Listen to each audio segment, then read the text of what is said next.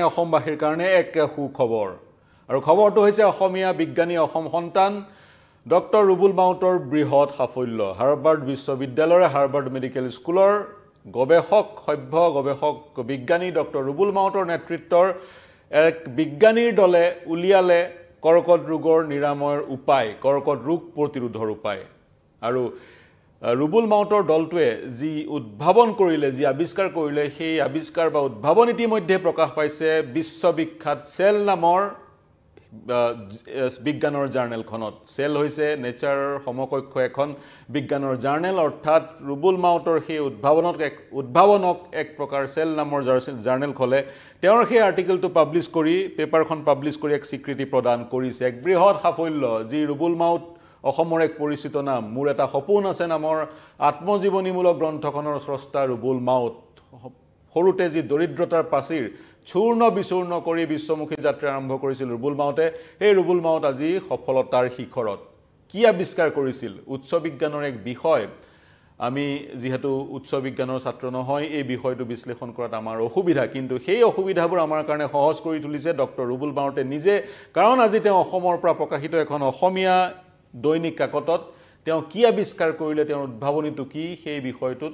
সেই বিষয়টোৰ সন্দৰ্ভত এক বিশ্লেষণ আগবঢ়াইছে যি বিশ্লেষণ প্ৰতিজন লোকে বুজিব যদি সেই আৰ্টিকেলটো তেওঁলোকে পঢ়ে আপোনালোকৰ বহুতে চাগে সেই আৰ্টিকেলটো পঢ়িছে এতিয়া সেই আৰ্টিকেলটোৰ আঁত ধৰি ডক্টৰ ৰুবুল মাউতে অসমীয়াত লিখা সেই প্ৰবন্ধটোৰ আঁত ধৰি তেওঁ কি আৱিষ্কাৰ কৰিলে আপোনালোকৰ সৈতে শ্বেয়াৰ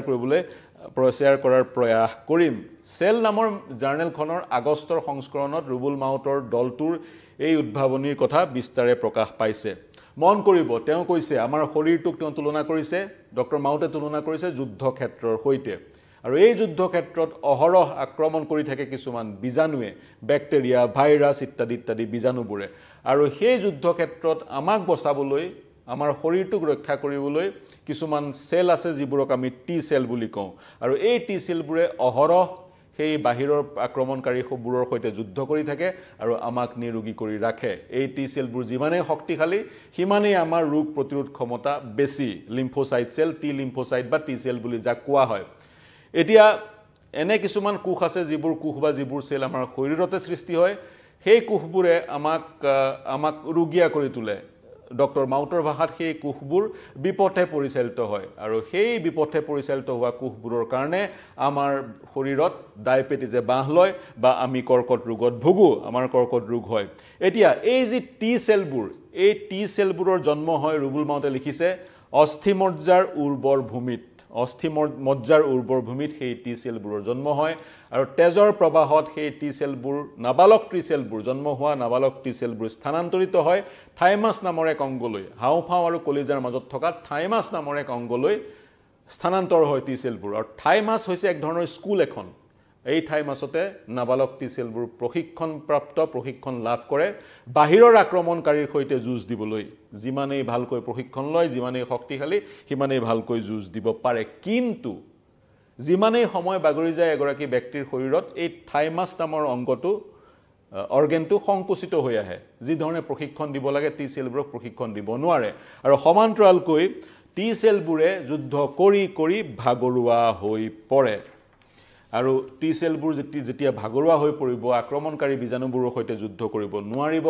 মানুহ বেছিকৈ ৰোগীয়া হ'ব বা সেই কেন্সাৰ সেলবোৰক যদি টি সেলবোৰে ধ্বংস কৰিব নোৱাৰে কেন্সাৰে গ্ৰাস কৰিব এজন মানুহৰ মৃত্যু হ'ব এতিয়া ৰুবুল মাউতে কি আৱিষ্কাৰ কৰিলে ৰুবুল মাউতে এনে এক কৃত্ৰিম পদ্ধতি আৱিষ্কাৰ কৰিলে যি পদ্ধতিৰ যোগেদি সেই টি সেলবোৰক আৰ্টিফিচিয়েলি সক্ৰিয় কৰিব পৰা যায় এই যে অস্থিমজ্জাৰ উৰ্বৰ ভূমিত টি সেলবোৰৰ জন্ম তাৰ পিছত থাইমাছ নামৰ সেই অংগত টি সেলবোৰৰ প্ৰশিক্ষণ গোটেই প্ৰক্ৰিয়াটোক নটছ সিগনেলিং বুলি কোৱা হয় এই নটছ সিগনেলিঙৰ প্ৰক্ৰিয়াটো কৃত্ৰিমভাৱে কেনেকৈ কৰিব পৰা যায় তাৰ প্ৰক্ৰিয়া উদ্ভাৱন কৰিলে ৰুবুল মাউতে বিশেষকৈ এই টি সেলবোৰৰ ভিতৰত যিবোৰ প্ৰটিন সেল থাকে প্ৰটিন অণু থাকে সেই প্ৰটিন অণুবোৰৰ এক ধৰণৰ প্ৰটিন অণু আছে নটছ ৰিসেপ্টৰ বুলি কোৱা হয় আন কিছুমান প্ৰটিন অণু আছে নটছ লিগান বুলি কোৱা হয় এতিয়া এই কৃত্ৰিম প্ৰটিন অণুবোৰৰ যোগেদি এই টি সেলবোৰ শক্তিশালী কৰা হয় কেনেকৈ শক্তিশালী কৰা হয় এই কৃত্ৰিম প্ৰটিন অণুবোৰ সংস্পৰ্শলৈ আহে টি সেলৰ নটছ ৰিচেপ্টৰৰ সৈতে আৰু নটছ ৰিচেপ্টৰৰ সৈতে যেতিয়া সংস্পৰ্শলৈ আহে এই টি সেলবোৰ সক্ৰিয় হৈ যায় অৰ্থাৎ কৃত্ৰিম অনুবোৰক সংস্পৰ্শলৈ অনা হয় ভাগৰুৱা টি সেলবোৰৰ আৰু কৃত্ৰিম অনুবোৰ যিবোৰ কৃত্ৰিমভাৱে প্ৰস্তুত কৰা হয় প্ৰটিন অনুবোৰ সেই প্ৰটিন অনুবোৰ যেতিয়া টি সেলৰ আন প্ৰটিন অনুৰ সংস্পৰ্শলৈ অনা হয় তেতিয়া সেই টি সেলবোৰ পুনৰ সক্ৰিয় হৈ পৰে আৰু তাৰ সমান্তৰালকৈ আমাৰ ৰোগ প্ৰতিৰোধ ক্ষমতা বৃদ্ধি হয় আৰু যদি মই ৰুবুল মাউথৰ ভাষাৰে বিষয়টো আপোনালোকৰ সন্মুখত উপস্থাপন কৰোঁ ৰুবুল মাউথে তেওঁৰ আৰ্টিকেলটোৰ এটাই এক স্থানত লিখিছে এই অনুবোৰ ব্যৱহাৰ কৰি আমি দেখুৱালোঁ যে পৰীক্ষাগাৰত অৰ্থাৎ কৃত্ৰিম প্ৰটিন অনুবোৰ ব্যৱহাৰ কৰি আমি দেখুৱালোঁ যে পৰীক্ষাগাৰত অস্থিমজ্জাৰ কাণ্ডকোষৰ পৰা অসংখ্য টি কোষ সৃষ্টি কৰিব পাৰি অসংখ্য সেই অতন্দ্ৰ প্ৰহৰীবোৰ সৃষ্টি কৰিব পাৰি যিবোৰ অতন্দ্ৰ প্ৰহৰী আমাৰ শৰীৰৰ তেজৰ প্ৰবাহত আমাৰ শৰীৰৰ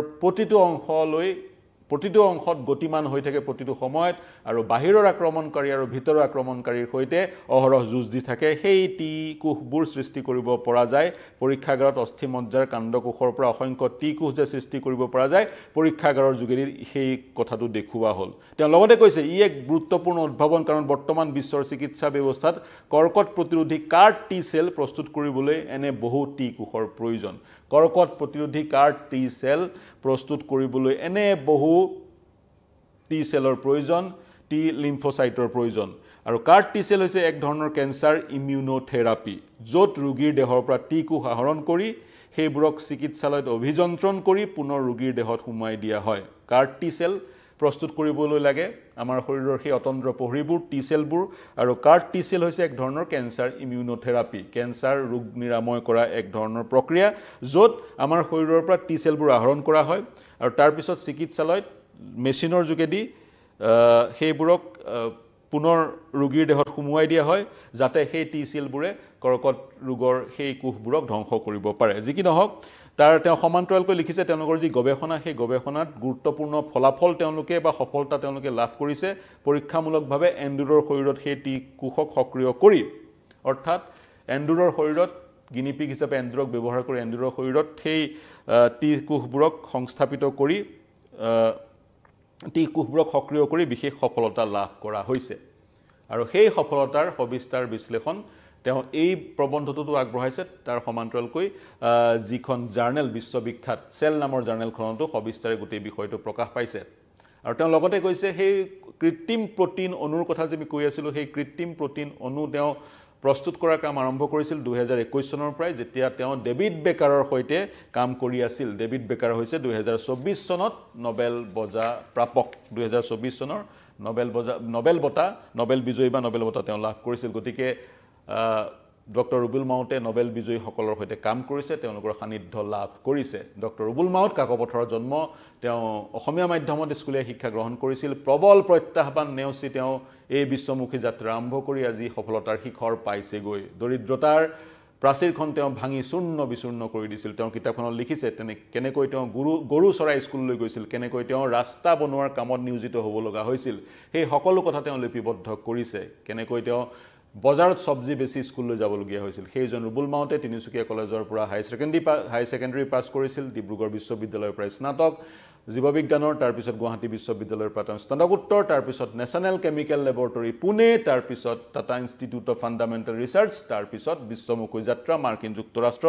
মাছাচুচেটছ ইউনিভাৰ্চিটিত তেওঁ উচ্চ শিক্ষা গ্ৰহণ কৰিছিল গৱেষণা কৰিছিল ৱাশ্বিংটনৰ এখন বিশ্ববিদ্যালয়তো তেওঁ গৱেষণা কৰিছিল আজি 4 বছৰৰ পৰা তেওঁ হাৰ্ভাৰ্ড মেডিকেল স্কুলৰ ষ্টেম চেল প্ৰগ্ৰেমৰ এগৰাকী গৱেষক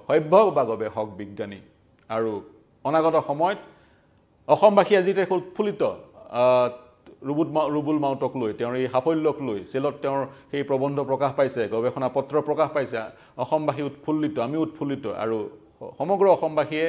আশা কৰিছে বা সমগ্ৰ অসমবাসী এটা সপোন দেখিছে ৰুবুল মাউতৰ লগত ৰুবুল মাউতৰ এটা সপোন আছিল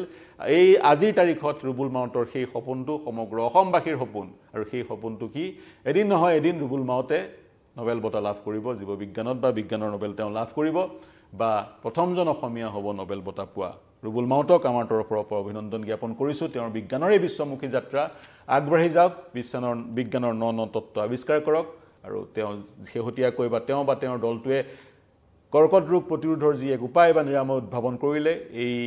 উপায়ৰ যোগেদি বা এই উদ্ভাৱনী কৌশলৰ যোগেদি সমগ্ৰ বিশ্বৰ কোটি কোটি কৰ্কট ৰোগী উপকৃত হ'ব